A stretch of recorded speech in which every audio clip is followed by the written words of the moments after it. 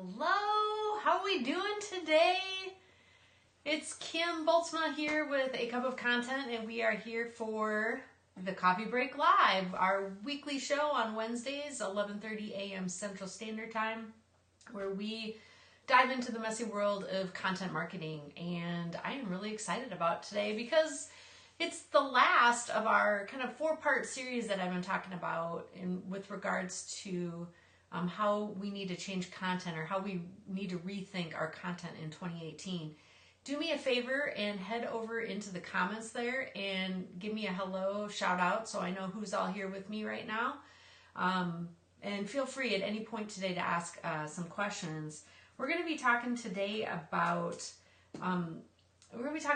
numbers, because I know numbers is kind of important. I know a lot of people get really hung up on the numbers that they have, like the numbers of followers, et cetera, that they have. And I get it. I kind of get that way too sometimes, but I'm kind of the camp that I want to be really organic, and that's really important to me. And I see my sister Jody is here. How's it going, Jody? Hey, Melissa. Woohoo! Got some peeps in the house. All right, so first thing I want to share with you, though, is I always like to try and share a little bit of a tip. You know, we've talked about the new LinkedIn video, which I have to tell you guys, you may want to give it a try sometime, because I'm getting a lot of traction from that LinkedIn video. And remember, you can just go live either from your computer or your desktop, or you can go live out from your phone. And you don't have to be live. That's what's really cool about it. You can record it. If you don't like it, you can start over, things like that. So head over there and try that out. But today, we're going to take a drink of my lovely tea I'm having today.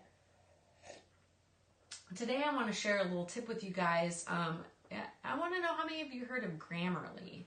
Let me share my screen with you here. Okay, so you should see me down in the corner, I'm guessing. So this is Grammarly, and Grammarly, it's this, I mean, you can sign up for the free version. Me being the nerdy, the totally nerdy English degree that I am, I like to have really great grammar. And sometimes, I'll be honest with you, there's times where I'm like, I can't believe I made that mistake in my grammar. Like, it might be a there or a there thing, and I'm like, really? I know the difference between these. So what I like about Grammarly is you can actually add Grammarly to Chrome, to your browser. And so I've got mine actually installed here. And but I've got the free version of it. But what's really cool is when you go into, like, you know, Facebook or whatever. So if I head over to Facebook right now and I want to compose something,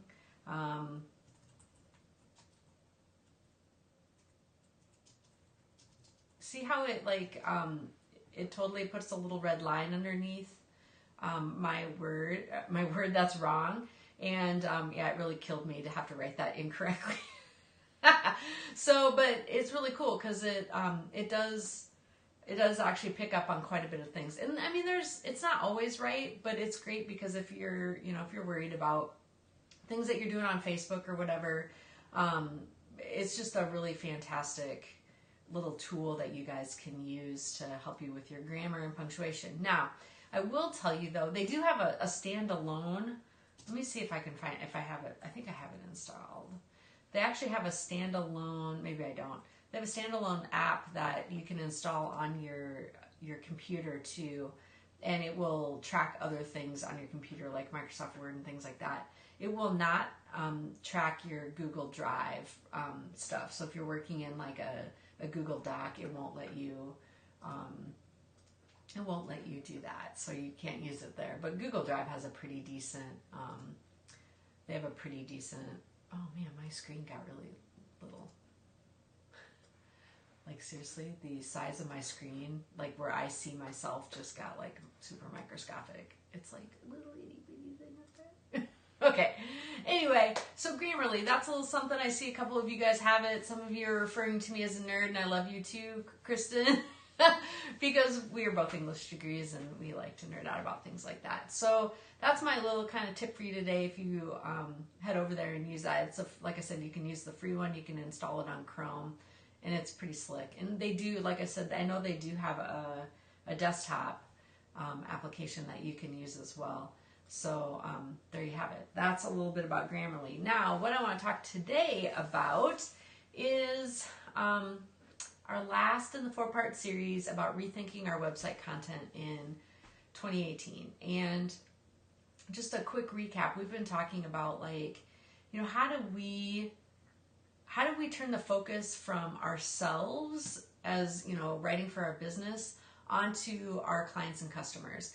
And it's really tough because, you know, we want to make sure we stand out, and I and me and we and I do this and I do that, and I've got X number of years of experience and I've done X number of websites and I blah blah blah. But the numbers really don't pay the rent, if you know what I mean, right? And you can't, I think that there's a proper time and place for businesses to talk about how long they've been in photography, or maybe talk about, you know, how long they've been in the business. I do think some of that stuff is still totally relevant, and it serves a great place on your about page.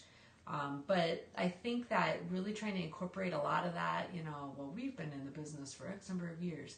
Some businesses do require that kind of stuff, like people who are maybe landscapers or plumbers or things like that, because it's kind of nice to know that, you know, they've been doing this for a long time, they know what they're doing, electricians, things like that. But what really matters is us turning that focus from ourselves and our story and how we can fit into our clients and customer story. And I know that those of you who've been following along the last couple episodes, that's what I've been preaching to the choir right now, is like, how do we put ourselves into our clients and customer stories? And that's where it is. That's what we got to think about. So the important thing with thinking about numbers, if we go back to that, you know, we have to stop being maybe something we're not, in a way. Like, you know, I guess I'm probably of a different camp of people, that I don't mind saying if I don't know how to do something. But if it's something that's going to help one of my clients or one of our members in a cup of content, darn right I'm going to go and try and figure out how to do it so that I can better serve those people. But I'm not, you know, we have to not be afraid to say we can't do something.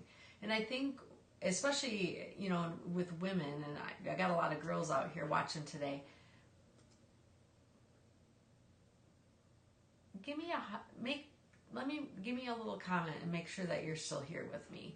Because I'm having a weird feeling that nothing is happening right now.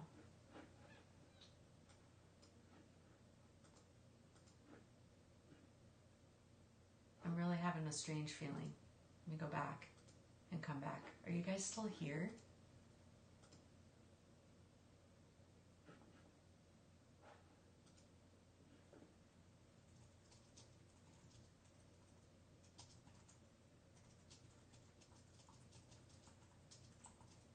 Okay, all right. I had like this brief moment because my screen changed. I use Ecamm, and okay, I use Ecamm, and my screen, like where I see myself, is usually really big, and then it also tells me like how many people are watching, and it's gone. Like, so I just want to make sure that you guys are still here. Okay, so you know, like, back to what I was saying is, like, you know, it doesn't matter what kind of a degree. Yeah, I'm still here. Right? Yes, I'm still here, I hope. So, you know, it doesn't matter that I've got my master's in English, and it doesn't matter that I taught high school English and journalism for 10 years. And of course, I'm going to say some of that stuff on my About page, but what I'm going to focus on is how my service is going to make my potential clients and customers' lives better. And I think that's what we really have to focus on. And it's really hard. It is really hard to do that, because for so long we've been trained by marketing to, you know, talk about ourselves, like how great we are, and, you know, oh, look at all these great things you're going to get with your photography package, or all these great things you're going to get with your Microsoft Dynamics, you know, package. And that's great, but you also have to think about how it's going to make those clients and customer lives better. And that's what people buy. They buy results, right? And so if we can start to write value first content, that's kind of my little catchphrase for today, is like, we have to write value first content, meaning that not only do we understand our clients and customers' pain points, right? But it's the fact that we empathize with them. We get you. I get you. I know it's really hard out there. I know that all these Facebook changes has really scared a lot of businesses and a lot of people I'm seeing. In some groups I'm in, I see that they're leaving Facebook and they're going elsewhere. And I'm like, well, I don't know about you guys, but my engagement and my stuff is growing on Facebook. But I think it's because I try to write value first content. Like, I try to give my clients and customers something of value. And even if they're not a member and even if they're not a client, I still want to provide some sort of value so that they like me, right? So I can grow my numbers, which is another number thing we can talk about. They like me, and then they trust me because I provide them good content, and then they buy me. And I think that's what we're all here for. Ultimately, we know that our ultimate goal is to grow our business and make some money, right? But we also want to create relationships too. And that's I'm speaking for the masses here in assumption, but how can we do that with value first content? Now I want to show you something too. Let me flip over. Once again, let me try and flip over to my desktop and make sure it doesn't like totally screw up everything. It's so weird that it disappeared on me. That's so crazy. Okay, so I want to show you something. Let me, I gotta pull it up on my other screen here and drag it in. Can y'all see Oprah? Let me know in the comments that you can see Oprah here. So let's talk about Weight Watchers for a minute. So Weight Watchers has Oprah kind of as their new face of their business, and look at all of the empathy building that is going on in this page. Okay, so value first content. If we think about results versus offer, so there's less counting, more enjoying. I've never felt better. I eat what I love every day. We're catching, and so as I read that as a visitor, I want to eat what I love every day. Granted, I'm going to guess it's not my favorite Doritos and Reese's peanut butter eggs, but I want to eat what I like to eat every day. Weight Watchers is not a diet, it's a way of living. And that's something that really starts to resonate with a lot of people these days, because there's, the Atkins diet, and there's paleo, and there's Whole30 and all sorts of stuff. But the cool thing is what she's selling is it's empathy, and it's a feeling, right? Or it's a result.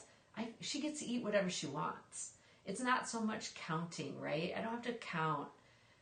I think that's been a big thing that they've talked about with the new Weight Watchers stuff, is like, they don't have to count anymore. Look, I mean, that looks delicious. Now, if anybody wants to come over and cook some of that for me, let me know. So, but yeah, I mean, look at all these foods. That's everything I like. Kale chips and popcorn, bring it on. Oh, look at, Kristen said that she went to a marketing workshop focused on putting emotion into your marketing messages and focusing on how you're going to solve people's problems. And that's very true. You have to show them through emotion that you're going to solve their problems. And I think what we've been, what marketing has been up until this point is like, well, focus on their problems, and you just don't want to feel so in pain anymore, which is true. But you want to actually show them, you don't want to use fear tactics to a point where it's a fear tactic, right? You want to show them that that they're going to have this amazing result in their life, or their business life, or whatever is going to be better. So, she's got a whole slew of it. So, and now I'm going to come back to her stuff in a little bit here. But yeah, so like with the Weight Watchers things, how will you freestyle? I mean, we all know what freestyling means. And if I go and look at their plans,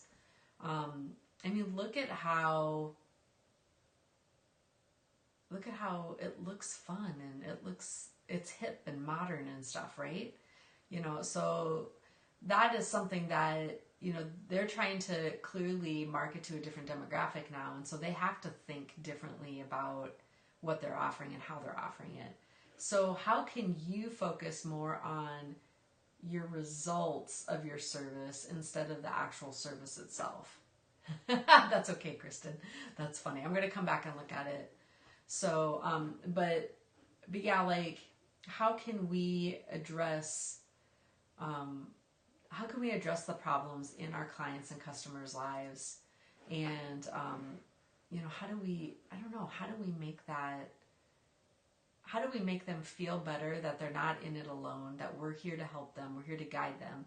Now, the other part of this too is I know some of you guys out there are not only service-based people. You're also, selling a product, which I totally get that. So how do we, so for example, nCloud9, this is Kristen, who's been posting her book over in the comments.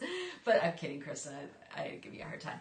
So, but within Cloud9, so they're not only selling like this, it's actually a product, it's Microsoft Dynamics, but they also have this suite of services, the service part of it is they're actually creating the Microsoft Dynamics CRM for customers. So what is their biggest problem? What is those, customers who need a CRM, what is their problem? Or maybe they already have one and it's not working for them, right? So they're maybe not knowing where everything's at in the sales pipe, all the things that people need a CRM for, okay? Customer relations management system. So within Cloud9, what they're doing is they're going to show these businesses, like, wouldn't it be great to always know where you're at in the sales process and be able to assign things to different people from one location instead of sending an email all the time? You can do all sorts of things. So showing them how much easier or better their life is going to be with your product or service is, that's where it's at. And I think that sells way more. You're buying, they're buying a result. They're buying easier management of their business in one place. Like that's what they're buying. They're buying less time spent doing paperwork and more time actually making sales. So I think that that's something that we have to think about pretty seriously with what our content looks like. And I want to talk about something too, and coming back to these numbers idea. So I have grown A Cup of Content pretty much about 95% organically.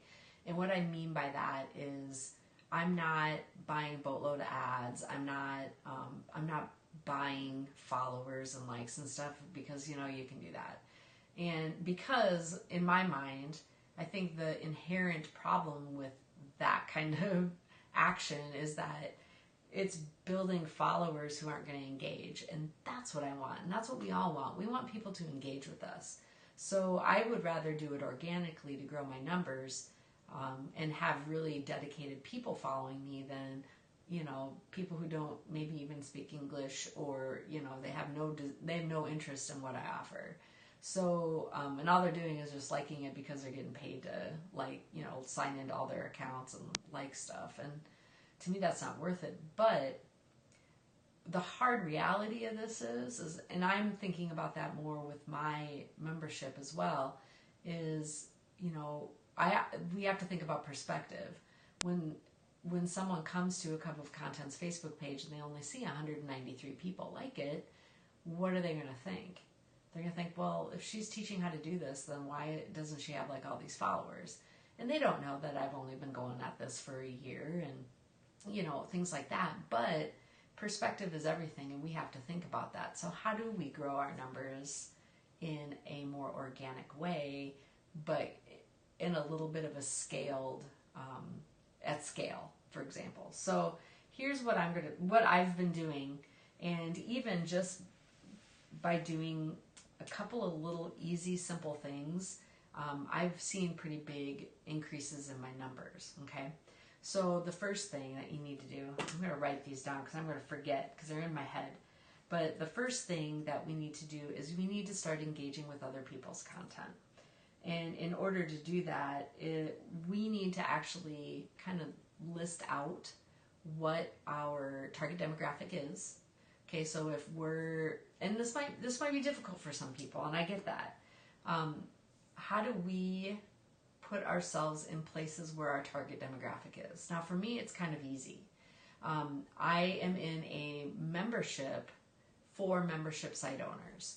There's they have a totally free Facebook group, and it's got over 7,000 people in it. So I have a giant group that I can work with, and I can find people who need what I offer. So what I've been doing with that is they actually have a forum on their website, and so I've been getting into their forum, and I spend about 30 minutes a day going into that forum and answering questions that people have that I can answer. And I've creatively made my username in this membership A Cup of Content, so my name is always first and foremost that they want to go and search for me. But I also sign everything Kim Boltzma. And my stuff is now getting shared in different areas of the forum because they're seeing, oh, she knows all this stuff about like video setup and audio and how to shoot video and stuff. So they're sharing my stuff in other places in this forum. So I'm getting more of a following from there because I'm tracking the people that I'm commenting on and things like that. Now the other thing is I am going to, now this is what's scary, and everybody else, I totally get it because I'm right there with you. How do we niche down?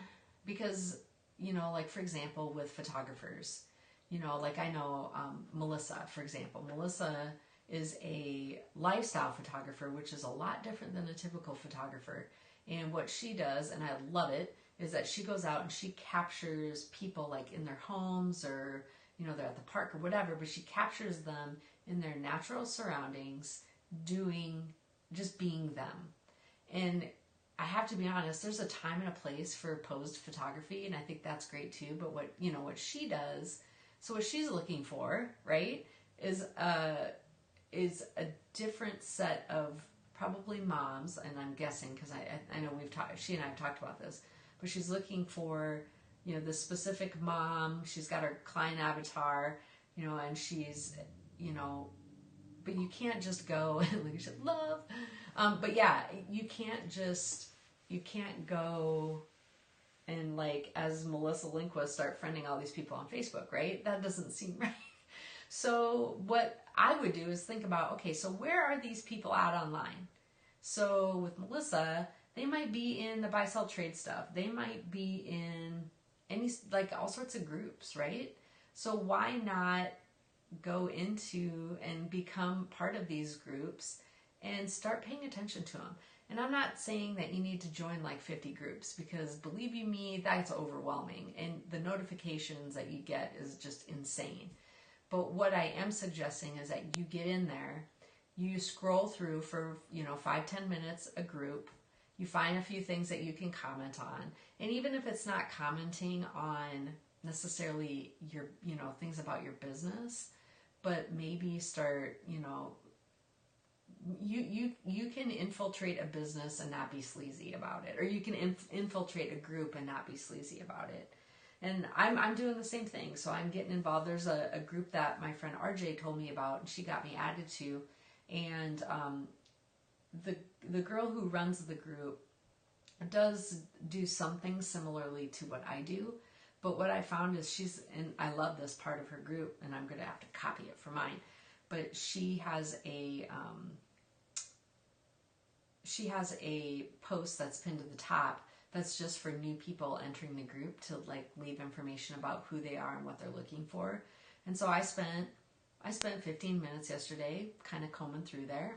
The newest one, the newest girl that joined, I went in there, I took like a quick look at her website, figured out what she was doing. I looked at her Facebook page. She hasn't posted in over 6 months on Facebook, and she's on Instagram and Pinterest.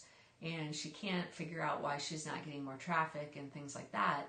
And she's a blogger. So I totally did my quick 5-10 minute overview of all of her stuff. And I went back and replied to her and was like, hey, you know, here, I'll even show it to you. This is what it looks like.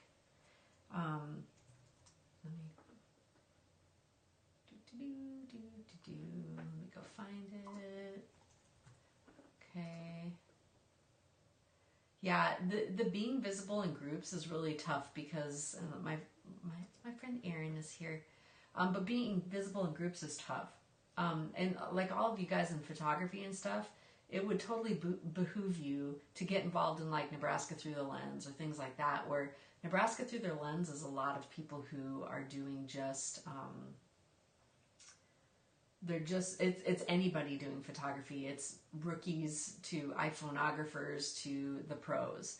And what's cool is you can start sharing some things in those groups, and by doing that, you're putting yourself out there where people who value the same thing that you do are online and getting involved in that stuff. And you just have to think of like the right way to do it, so you're not like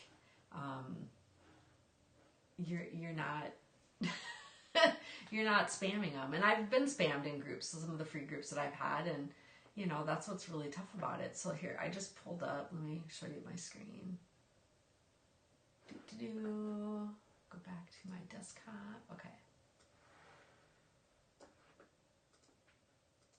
Okay, so this is their introduction thread, which I totally love. But so what she did, my name's Becca, been creeping for a few weeks. New entrepreneur. She started a blog. She also is a coach and a VA. Sounds a lot like me. She's got like 5 irons in the pot, and she's passionate about homemaking. She's got this website. She's on Instagram. She lives in Columbus. She wants to be a trusted source for women to come to for help with managing their home's budget and space. And as for the support that she wants from this group, I am on the struggle bus when it comes to knowing what to do next, where to find the next client, and how and where to market myself while I still have time for this other thing. So she's, you know, talking about this stuff, leaves her website. So what did I do? I went and I looked at her website. And when I got to her website, I went over and I immediately clicked on her Facebook page. I liked it. And I also, I'm going to put see first in there because I want to see when she posts next. Because then she'll see, oh yeah, that was that girl from the Hustle Sisters who totally was talking with me. You know, and I don't have to do that forever. I can maybe do that for a week or two. And then you can see what I did was I went and followed her on her Instagram page. And then over on Pinterest, I also followed her there as well. Okay. So I was able to go through, and I was able to just like me talking to you right now. This is what I did was like, okay, so she's got 821 pins, and she's got, I don't know, a couple boards or so. Oh, she's got a whole lot of boards. Okay, so she's got a bunch of boards. When I looked at her Instagram, let's go over to her Instagram.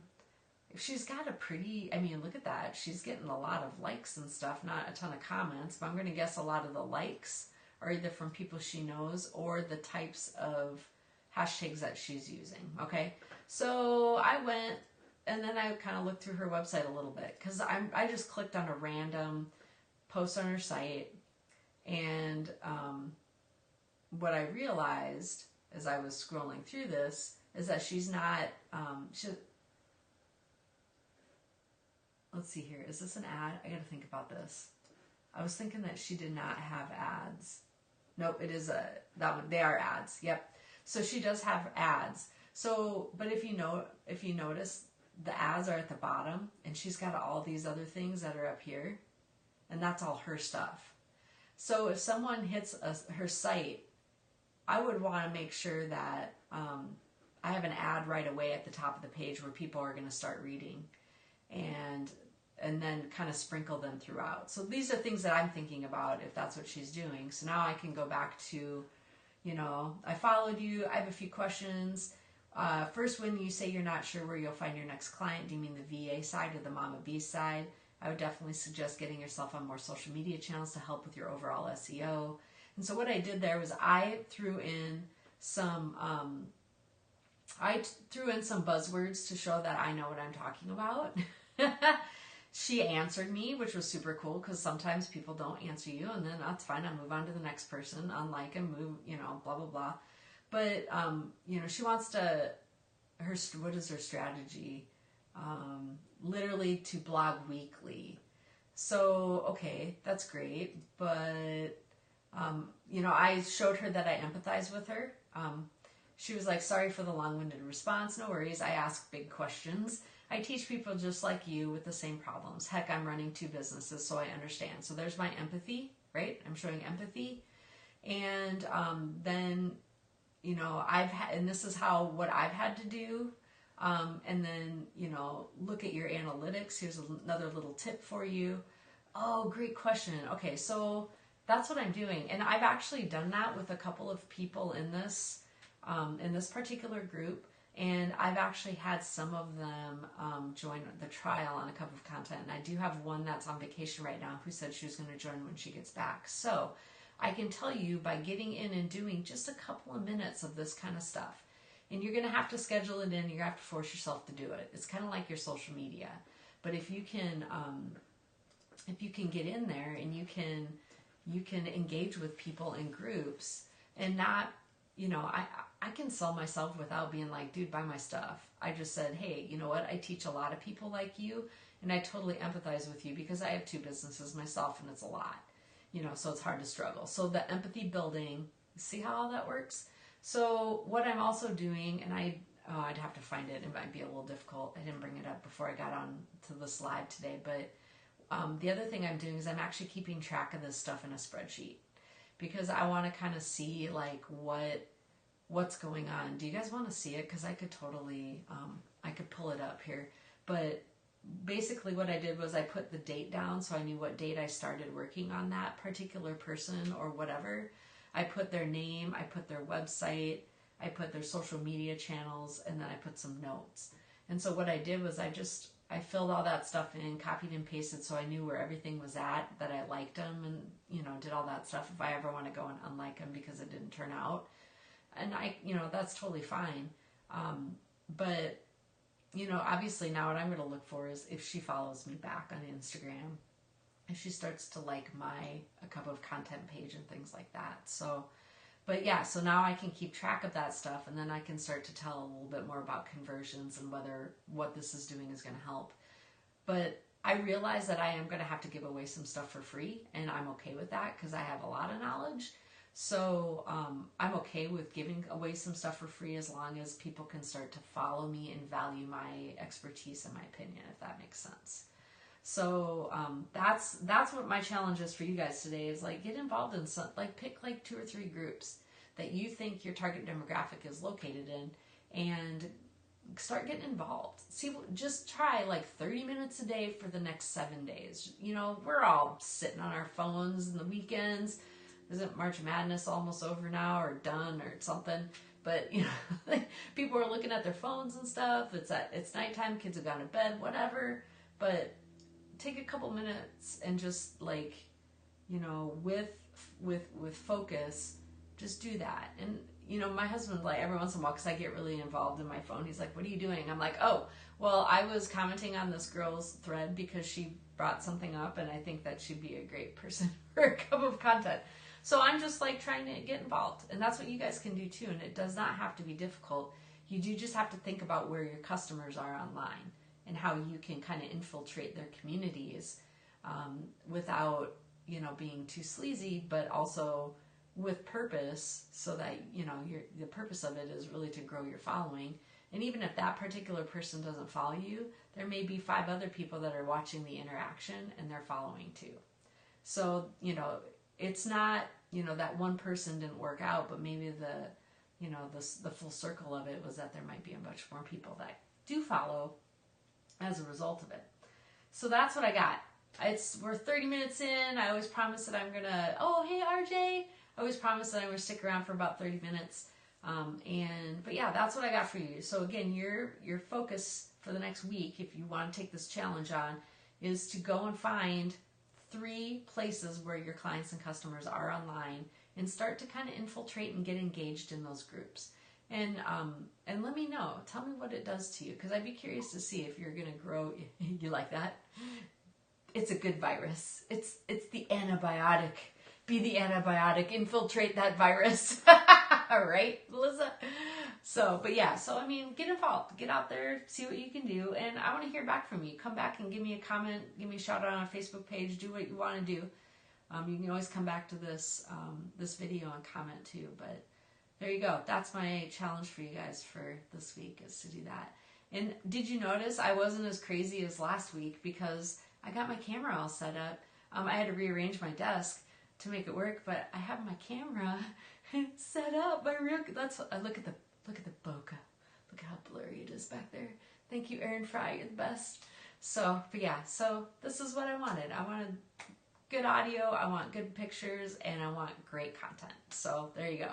Thank you guys for watching. I love you so much, and I can't wait to see you guys next week. We'll see you soon. Bye. I gotta figure out how to shut this thing off. RJ, help me.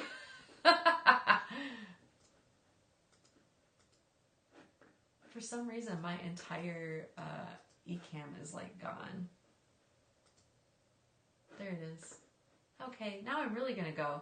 I'll see you guys later.